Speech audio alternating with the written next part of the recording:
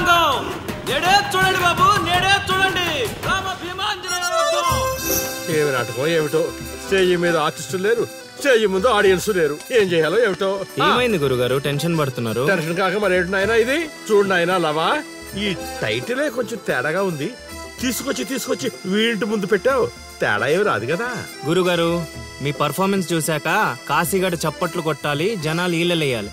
ఇక టైటిల్ అంటారా? రవీంద్ర భారతిలో గత 5 ఏళ్లుగా ఇదే నాటకానికి ఫస్ట్ ప్రైజ్ వస్తుంది. మీకు తెలుసా? అవునా? నిజమా? నేను ఎక్కడ వెళ్ళలేదే. అవి హైదరాబాద్ లో జరుగుతాయి కదండి, ఈ ఊరు రావడానికి కొంచెం టైం పడుతుంది. ఓహో, అవును, నువ్వు ఇంకా మేకప్ వేసుకోలేదేంటి? ఈ రోజు డైలాగులన్నీ మీవే సార్, డైరెక్షన్ మాత్రమే నాది, అందుకే మేకప్ వేసుకోలేదు. నిజమా? ప్రేక్షకుల్ని కళాకారుల్ని ఏరుకొస్తావా? అదే సార్ పిలుచుకొస్తా. పిలుచుకొస్తావు, త్వరగా రా నాయనా. ఈ లోపు మేము రిహార్సల్ చేస్తూ ఉంటాం. రిహార్సల్ బాణం అందుకో, నువ్వు రాగం అందుకో.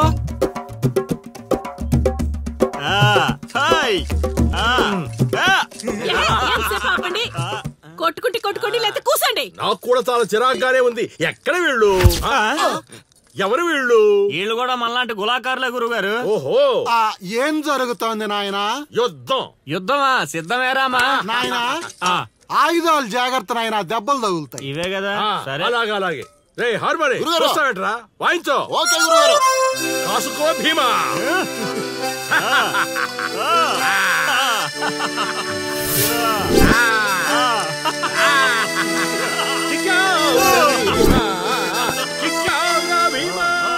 ఏం జరుగుతోంది నాయనా? యుద్ధం. రేయ్, నోటికి మాట లేదు, కంటికి చూపు లేదు. దీనికోసమారా నన్ను ఊరు నుంచి తీసుకొచ్చారు? కూర్చునే క్యారెక్టర్ ఇచ్చారు, ఆడి వరకు సంతోషించు. గెలిచారు. ఏం జరుగుతోంది నాయనా? కిరీటం పడిపోయింది, నేను గెలిచాను.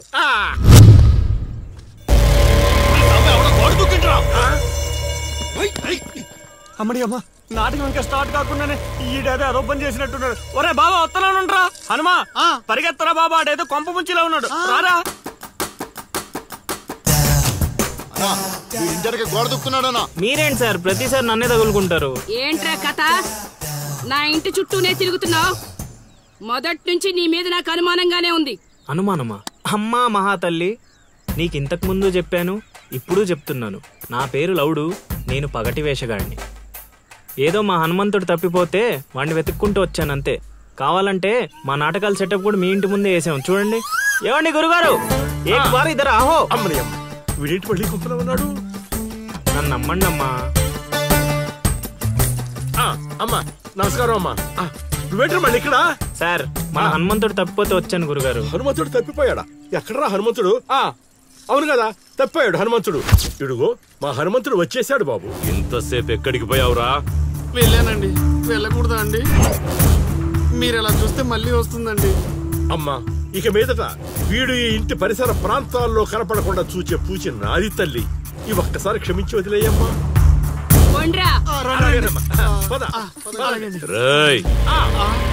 మళ్ళీ ఏమైందిరా నాయన? చైత్ర,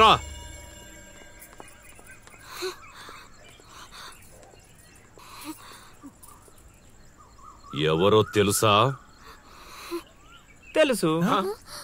ఎలా తెలుసురా? ఎలా తెలిసేంటి సార్, మీ భార్య ఊరు మొత్తానికి తెలుసు. ప్రత్యేకించి నాకు తెలవడానికి ఏముంటది? కాశీ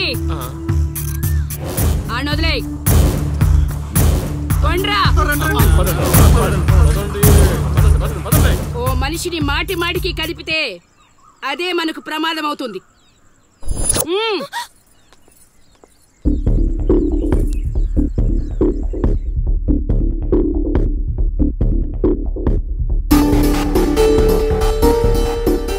అమ్మో, ఎక్కడైనా ఊర్లో ఒకరో ఇద్దరో తేడాగా ఉంటారు. ఈ ఊరేంటో ఊర్లో ఉన్న మనుషులంతా తేడాగా ఉన్నారు. బతికుంటే బల్సాగు తిని బతకచ్చు. వెళ్ళిపోదాం పదలుడు. నేను రాను మావయ్య. ఒరే అల్లుడు, ప్రేమ కోసం ప్రాణాలు ఇవ్వడం అనేది సినిమాల్లో చూడడానికి బానే ఉంటది, రియల్ లైఫ్ లో కాదురా. నా మాట వినరా? తను నన్ను ప్రేమిస్తుందో లేదో తెలియకముందే ప్రాణాలకు తెగించాను. ఇప్పుడు తను నన్ను ప్రేమిస్తుందని తెలిసాక ప్రాణాలు పోతున్నాయని పారిపోమంటావా? నేను చైత్రకు చెప్పాను మావయ్య, ఈ ఊరంటూ దాటితే తనతోనేనని. ప్రేమ కోసం ప్రాణాలు ఇవ్వడానికి నువ్వు సిద్ధపడ్డావు. స్నేహం కోసం అంతకు మించి చేయడానికే మేమంతా నీతో ఉన్నాం రా. కానీ ఇప్పుడు పరిస్థితి కాదు బావా. మన ప్రయత్నం మనం చేశాం సీను. మనం ఎవరో వాడికి తెలియదు కాబట్టే ఇంకా ప్రాణాలతో ఉన్నాం. మనం చైత్ర కోసం వచ్చామని తెలిస్తే శవాల్గా మిగులుతాం. వెళ్ళిపోదాం. ఏం జరుగుతుందిరా ఇక్కడ? అది కాదు గురుగారు. సీను, నన్ను వెధవని చేసినందుకు నేను బాధపడటం లేదా? వీళ్ళు చెప్పేది కూడా విను. వాడికి ఈ విషయం తెలియడానికి ముందే మీరందరూ ఇక్కడి నుంచి వెళ్ళిపోవడం మంచిది. ఎక్కడికి వెళ్తారండి? ఎక్కడికి వెళ్ళమంటున్నారు?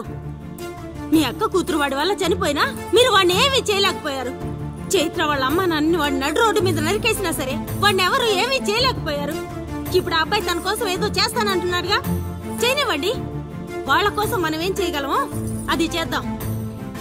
చూడు సీను, రేపు మన ఇంట్లో పూజ ఉంది. చైత్రాన్ని ఇక్కడికి తీసుకొచ్చే బాధ్యత నాది. ఆ తర్వాత ఏం చేయాలో నువ్వు ఆలోచించుకో.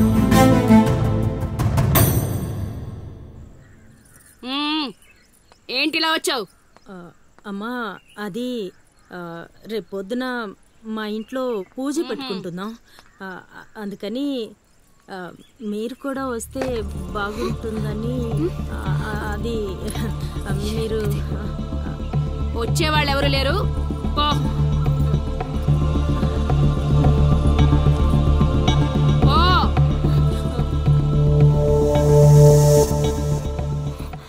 పెట్టావు కదా.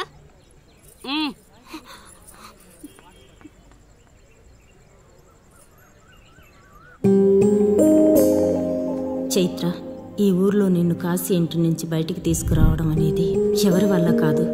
అంత ధైర్యం కూడా ఎవరూ చేయలేరు. నీకున్న ఒకే ఒక ఆధారం సీను. ఎందుకంటే అతనికి నువ్వంటే చాలా ఇష్టం. నీకోసం తన ప్రాణాలైనా ఇస్తాడు. రేపు మా ఇంట్లో పూజ ఉంది. నువ్వు అక్కడి నుంచి బయటికి రావడానికి ఇదొక్కటే మార్గం. నువ్వు వస్తావని ఆశిస్తున్నాను.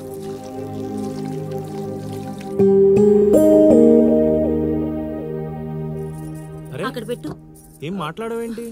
తప్పుకో, తప్పుకో. తను వస్తుందా రాదా?